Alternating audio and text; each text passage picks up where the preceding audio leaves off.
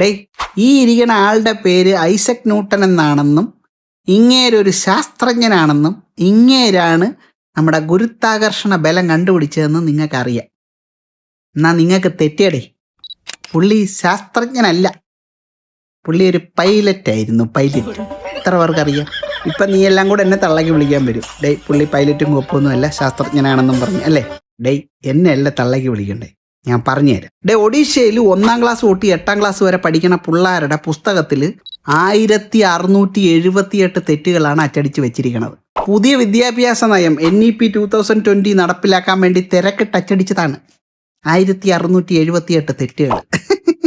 അതിലൊന്നാണ് Isaac Newton പൈലറ്റാണ് പോലും. അപ്പം എങ്ങനെ ഇരിക്കണം? ഇതിനകത്തുള്ള 1-2 സാധനം ഞാൻ പറഞ്ഞു കേൾപ്പിക്കാം.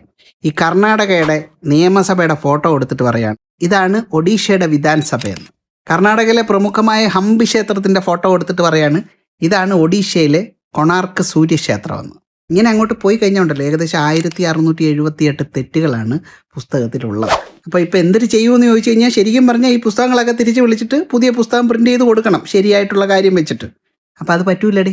ഗവൺമെൻറ് പറയണേ ഇനിയിപ്പം തിരിച്ച് വിളിച്ച് പ്രിന്റ് ചെയ്യാനൊന്നും പറ്റൂല, അതിനൊക്കെ ഒരുപാട് പൈസയാവും. നിങ്ങളൊരു കാര്യം ചെയ്യും, ഇതെല്ലാം തെറ്റാണെന്ന് നിങ്ങൾക്ക് അറിയാമല്ലോടെ. ഈ തെറ്റായിട്ടുള്ള കാര്യം നിങ്ങൾ പിള്ളേരെ ശരിയായിട്ട് പഠിപ്പിക്കുക, അത് ചെയ്താൽ പോരെ.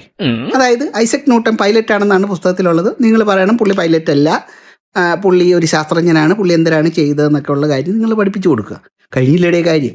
ഇനി അതിനും വേണ്ടി ഇനിയും പുസ്തകം തിരിച്ച് വിളിച്ച് പുസ്തകം വേറെ പ്രിന്റ് ചെയ്തൊക്കെ കൊടുക്കുക എന്ന് പറഞ്ഞു കഴിഞ്ഞാൽ കായ്കളുള്ള കാര്യമാണെന്നേ, ചുമ്മാതെ.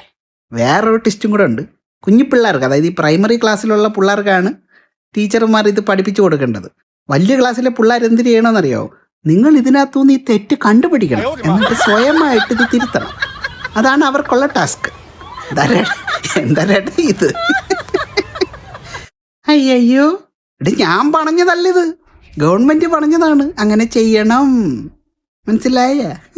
നമ്മുടെ കേരളത്തിലും ഈ വിദ്യാഭ്യാസ മേഖലയിൽ ഇതുപോലെ പുതിയ പുതിയ ഇന്നോവേറ്റീവ്സ് കൊണ്ടുവരുന്ന ഗവൺമെന്റ് വേണ്ടടേ. എന്നാൽ ഒന്നും നോക്കണ്ട, നേരെ പോയിട്ട് BJPക്ക് വോട്ട് ചെയ്യുക, അവരെ ഇവിടെ കൊണ്ടുവരിക.